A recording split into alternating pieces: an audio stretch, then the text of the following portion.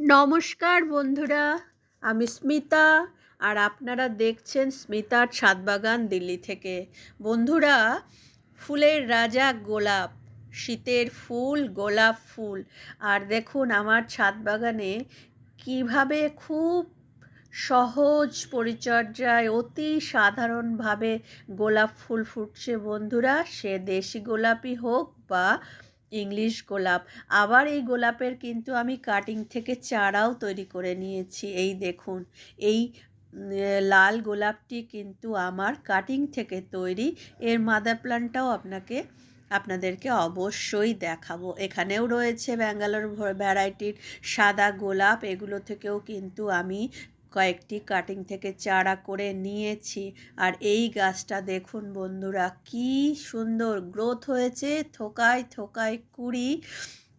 আর প্রত্যেকটা গাছেরই গ্রোথ দেখাবো, কুড়ি দেখাবো, ফুল ফোটা শুরু হয়ে গেছে সেটা তো দেখাবোই। আর অবশ্যই বলবো কিভাবে এত সুন্দর ফুল ফুটছে এত সহজ পদ্ধতিতে। কিছু কিছু গাছ কিন্তু 10 বছরের পুরনো এই লাল ব্যাঙ্গালোর ভ্যারাইটির গাছটি 2017 সালে ব্যাঙ্গালোর থেকে নিয়ে এসেছিলাম। আর দেখুন তাতেও কিন্তু এখন খুব সুন্দর ফুল, একদম ভেলভেটের মতো। গাছের গোড়া দেখলেই বুঝতে পারছেন বন্ধুরা গাছের কীরকম বয়স হয়েছে। গামলা এবং মাটিতেই কিন্তু আমি গোলাপ চাষ করছি, আর সেখান থেকেই খুব সুন্দর গ্রোথ এবং ফুলও কিন্তু খুব সুন্দর ফুটেছে। কালারও দেখতে পাচ্ছেন প্রচুর সুন্দর ব্রাইট। আর এই গাছগুলো কাটিং থেকে করে নেওয়া। এই যে অরেঞ্জ কালারটিও হচ্ছে ব্যাঙ্গালোর ভ্যারাইটির গোলাপ, এরও বয়স 10 বছর। গোড়াটা দেখলেই বুঝতে পারছেন, তাতেও কিন্তু খুব সুন্দর ফুল ফুটছে। তারই একটা চারা কাটিং থেকে এই যে আমি তৈরি করে নিয়েছি। আমি কিন্তু যখনই গোলাপ গাছের কাটিং করি সব সময় বসিয়ে দিই, সেখান থেকেই কিন্তু আমার এই গাছগুলো কখনো তৈরি হয়ে যায়। সব সময় কিন্তু ইংলিশ গোলাপের কাটিং থেকে গাছ হয় না। বন্ধুরা, আমি যে খাবারটি ব্যবহার করেছিলাম নভেম্বর মাসে সেটি দেখে নিন। সেটি হচ্ছে চা পাতা পচা সার। এই যে এই গামলাতে বেশ কিছুটা চা পাতা পচা সার নিয়ে নিয়েছি। আর এই চা পাতা পচা সারের সাথে দিয়ে দিচ্ছি সাফ ফাঙ্গিসাইড, একটুখানি বায়ো পটাশ, তারপরে দেব একটুখানি সিউইডের দানা, দেখতেই পাচ্ছেন আপনারা। বেশ কিছু জৈব খাবার যেগুলো সবসময় আমরা রেখে থাকি প্রত্যেকটা বাগানই, সেইগুলো দিয়ে দিচ্ছি। বোন মিল, তারপরে একটুখানি দিয়ে দেব নিম খোল। এগুলো তো আমাদের রাখাই থাকে। এই সারটাকে আরও স্ট্রং করে দিচ্ছি বন্ধুরা। ঠিক এই একই সার একইভাবে তৈরি করে আমি কিন্তু এই গাছগুলোতে অক্টোবর মাসের শেষের দিকে ব্যবহার করেছিলাম। তারপর কিন্তু আর কোনো খাবার দিইনি, শুধুমাত্র তরল খাবার ছাড়া, তরল সার ছাড়া। এই খাবারটি মিক্স করে আমি প্রত্যেকটা গাছের গোড়ায় দিয়ে দিয়েছিলাম। একটুখানি ভার্মি কম্পোস্টও মিশিয়ে নিলাম বন্ধুরা। তারপর সুন্দর করে প্রত্যেকটা খাবারকে মিশিয়ে নিচ্ছি।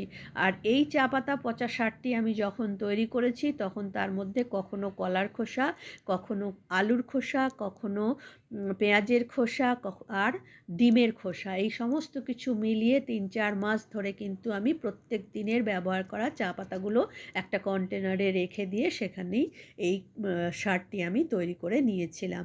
চলুন তাহলে এবার আমরা গাছে যখন প্রয়োগ করব তখন গামলার মাটিটাকে সুন্দর করে খুশে নেব, আগাছাগুলোকেও পরিষ্কার করে দেব। আমার কিন্তু গামলার মাটি খুবই ঝুরঝুরে হয়ে আছে, তাই গাছের গোড়ার মাটি আমার খুশে নিতে সেরকম কিছুই কষ্ট হচ্ছে না। দেখুন আমি হাতে করেই কিন্তু মাটিগুলোকে সরিয়ে দিতে পারছি। এইবারে মুঠো মুঠো 2-1 মুঠো আমি এইভাবেই মিক্স খাবারটি এই গামলার চারদিকে এইভাবে দিয়ে দেব। গামলার গা ঘেঁষে দিয়ে দেব, গোড়া থেকে একটুখানি দূরে। আর এই মাটিগুলোকে আলতো করে ঢেকে দেব বন্ধুরা। প্রত্যেকটা গাছেই এইভাবেই আমি এই খাবারটি দেব। এই গাছটি দেখুন বন্ধুরা, এটি 2 বছরের পুরনো এই ইংলিশ গোলাপটি। এটারও গ্রোথ খুব সুন্দর, গোছায় গোছায় থোকায় থোকায় কিন্তু ফুল হচ্ছে, কিন্তু ফুলের সাইজও খুব বড়। এই নয় যে থোকায় ফুল হচ্ছে বলে ফুলের সাইজ ছোট হচ্ছে, সাইজও খুব ভালো। কালার তো আপনারা দেখতেই পেলেন। তো 1.5 থেকে 2 মাস পর পর আমি এই খাবারটি ব্যবহার করি। শুধুমাত্র এই একটি খাবারই কিন্তু আমি গোলাপ গাছে ব্যবহার করে থাকি।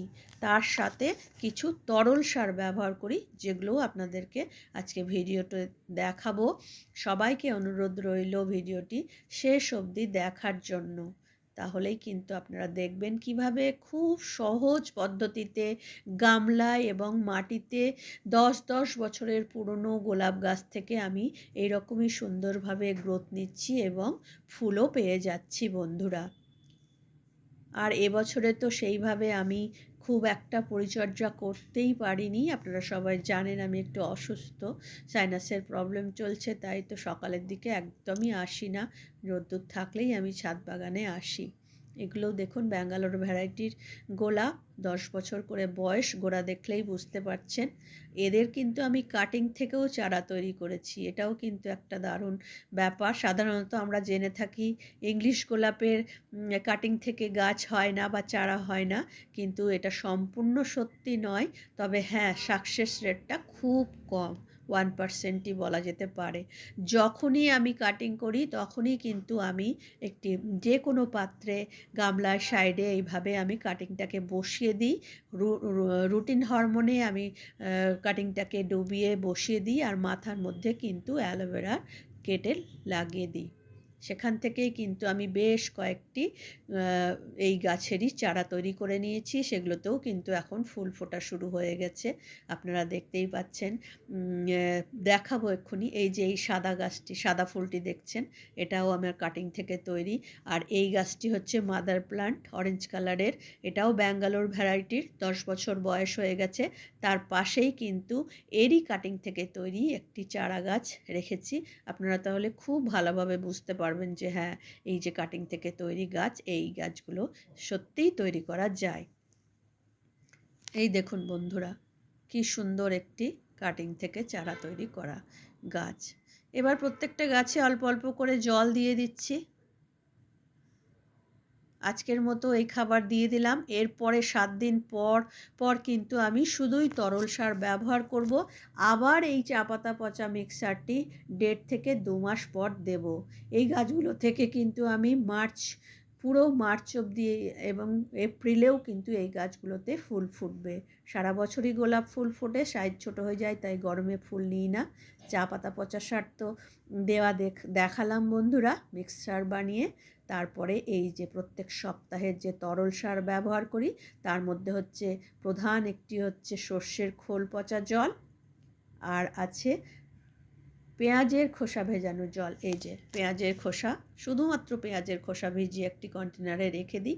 এই যে এই জলটিও কিন্তু ব্যবহার করি। 1 সপ্তাহ সর্ষের খোল পচা জল দিই, 1 সপ্তাহ দিই পেঁয়াজের খোসা ভেজা জল। কখনো কখনো NPK 19-19-19 জলে ভিজিয়ে স্প্রে করি।